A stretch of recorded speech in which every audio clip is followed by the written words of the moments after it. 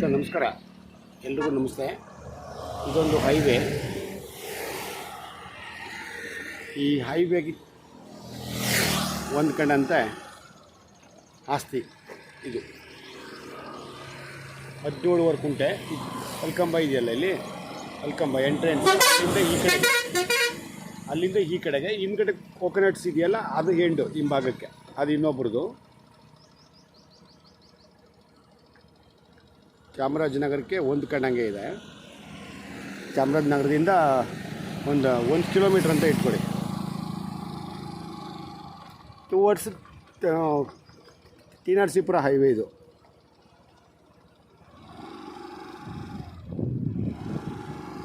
T Narasipura highway ಇದು. T ನರಸೀಪುರಕ್ಕೆ ಹೋಗ್ತಕ್ಕಂಥ highway.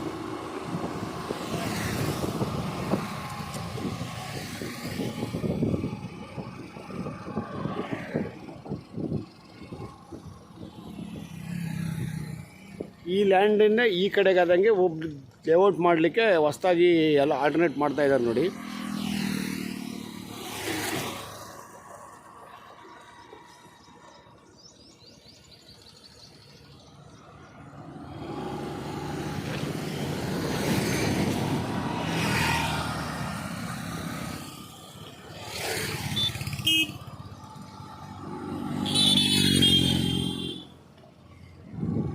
ಲ್ಯಾಂಡಿಂದ ಈ ಕಡೆಗೆ ಹೊಸದಾಗಿ ಲೇಔಟ್ ಮಾಡಲಿಕ್ಕೆ ಆಲ್ಟರ್ನೇಟ್ ಮಾಡ್ತಾ ಇದ್ದಾರೆ ನೋಡಿ.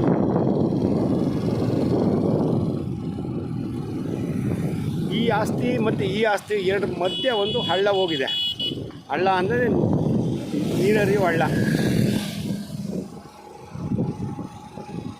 ಇದೊಂದು ಬ್ರಿಡ್ಜ್ ಮಾಡಿದ್ದಾರೆ.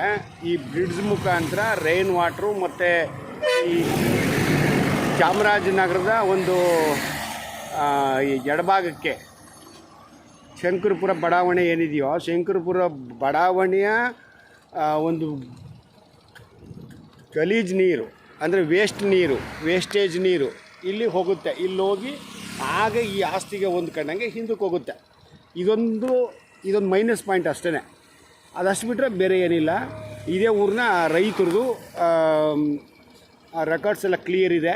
ಎಲ್ಲ ಈಗ ತಾನೇ ರೀಸೆಂಟಾಗಿ ಎಲ್ಲ ರೆಕಾರ್ಡ್ಸ್ ಆಗಿದೆ. ಇದು ಆಸ್ತಿ 17 ಕುಂಟೆ.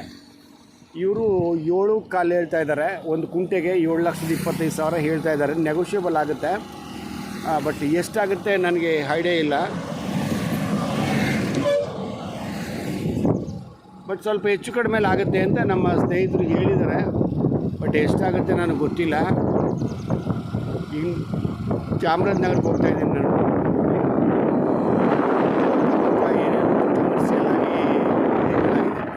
ಲ್ಯಾಂಡ್ ಇದು.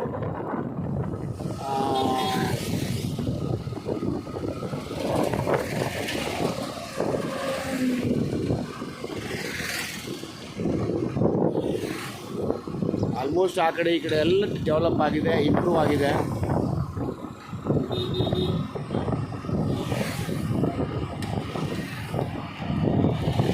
ಗಲೀಜು ನೀರು ಇಲ್ಲಿ ಹೋಗುತ್ತೆ ಅನ್ನೋದೊಂದು ಬಿಟ್ಟರೆ, ಅಂದರೆ ಅದು ಇರೋದು ಹಂಗೇನೆ.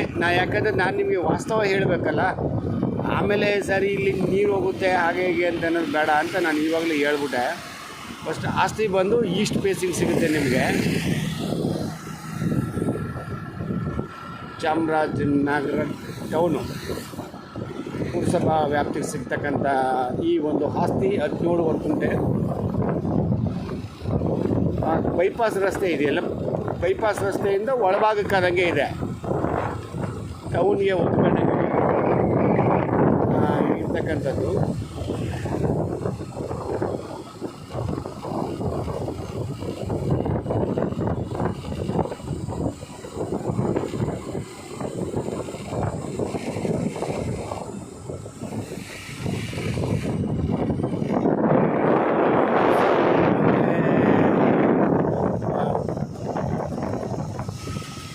ಕನ್ವರ್ಷನ್ ಆಗಿರ್ತಕ್ಕಂಥ ಒಂದು ಆಸ್ತಿಗಳೇ. ಸೊ ಇದು ಅಲ್ಯುಲೇಷನ್ ಆಗಿರಬೇಕು ಅಂತ ಅಂದ್ಕೊಳ್ತೀನಿ. ಕನ್ಫರ್ಮ್ ಮಾಡ್ಕೊಂಡು ನಾನು ನಿಮಗೆ ಅಪ್ಡೇಟ್ ಮಾಡ್ತೀನಿ. ಓಕೆ. ಚಾಮರಾಜನಗರ ಟೌನ್ ಅರ್ಧ ಕಿಲೋಮೀಟ್ರ್ ಆಗುತ್ತೆ ಅಷ್ಟೇ. ಅರ್ಧ ಕಿಲೋಮೀಟ್ರ್ ಆಗುತ್ತೆ, 1 ಕಿಲೋಮೀಟ್ರ್ ಆಗುತ್ತೆ.